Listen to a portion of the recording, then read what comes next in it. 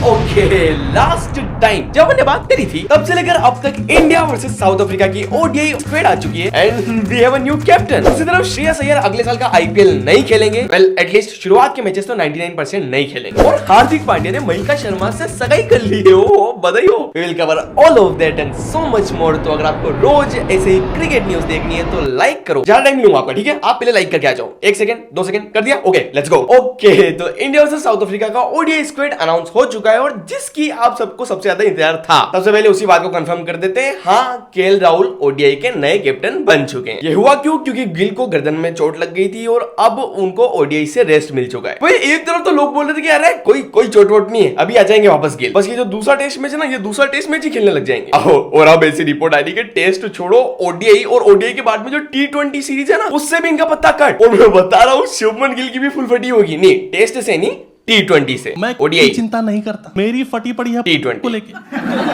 ODI और टी20 में तो चलो कैप्टन है ये, वापस आ ही जाना इनको झक मारा के। लेकिन बाय चांस अगर ये टी20 तक सही नहीं होते और बाय चांस अगर टी20 में इनकी जगह पर जायसवाल टीम में आ जाते हैं तो फिर भैया इनकी टी20 पोजीशन खत्म, टाटा, गुड बाय, गया। ओके, स्क्वाड में एक करके नाम बताया तो आपको मैं। तो Rohit Sharma and Virat Kohli are back. Yashasvi Jaiswal हैं। 4 नंबर के लिए तिलक वर्मा। ये पहले ओडीआई खेले क्या कभी? शायद टी20 से पहली बार आए हैं यहाँ पे ओडीआई में। फिर KL Rahul wicket keeper plus captain and Rishabh Pant wicket keeper. फिर ऑलराउंडर्स में आ जाए तो वॉशिंगटन सुंदर, रविंद्र जडेजा और नीतीश कुमार रेड्डी। और फिर प्रॉपर बॉलर्स की बात कर ले तो कुलदीप यादव, हर्षित राणा, प्रसिद्ध कृष्णा और अर्शदीप पाजी। बुमराह को रेस्ट दिया है। और कुछ बड़े नाम ध्रुव जुरेल और ऋतुराज गायकवाड़ को मौका मिल चुका है भाई। ओके, न्यूज नंबर 2, क्या श्रेयस अय्यर अगले साल का आईपीएल नहीं खेलने वाले? वेल उनके डॉक्टर की माने तो हाँ। ओके, तो पूरा सीन कुछ ऐसा है कि परसों श्रेयस अय्यर का एक अल्ट्रासोनोग्राफी का स्कैन हुआ और उसमें कोई गड़बड़ नहीं थी, ठीक है? ऑल गुड, सब कुछ ठीक है। डॉक्टर के हिसाब से रिकवरी हो रही है, वो फाइन है। लेकिन दिक्कत यहाँ पे है कि वो कितने फाइन है। वो केवल उतने ही फाइन है कि वो अब जाके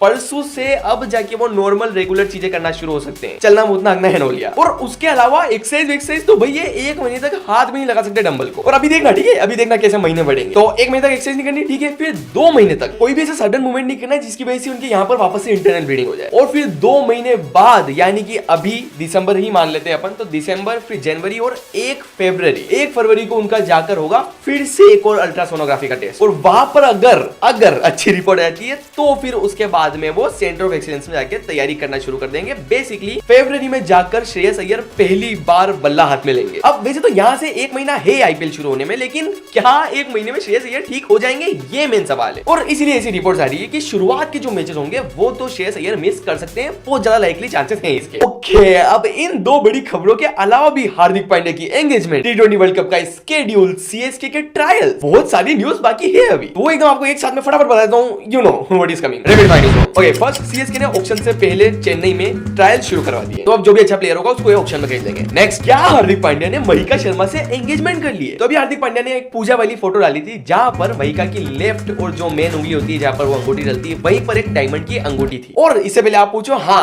पहले उन्होंने ये अंगूठी नहीं पहन रखी थी, तो मतलब अब अचानक से क्यों पहनेंगे यार उस उंगली में अंगूठी? ऑफ कोर्स एंगेजमेंट हो चुकी है, बधाई हो। नेक्स्ट, इंडिया में जो अगले साल टी20 वर्ल्ड कप होने वाला है उसका स्केड्यूल अब से थोड़े दिनों बाद 25 तारीख को ऑफिशियली आ जाएगा। लेकिन उसके पहले इंडिया का एक टेंटेटिव स्केड्यूल भी आ चुका है। तो फरवरी 8 को अपन खेलेंगे यूएसए के खिलाफ अहमदाबाद में। उसके बाद 12 तारीख को खेलेंगे अपन नाम्बिया के खिलाफ दिल्ली में। और फिर 15 तारीख को द बिग मैच पाकिस्तान के खिलाफ खेलेंगे अपन श्रीलंका के कोलंबो में। Okay, so this was the video.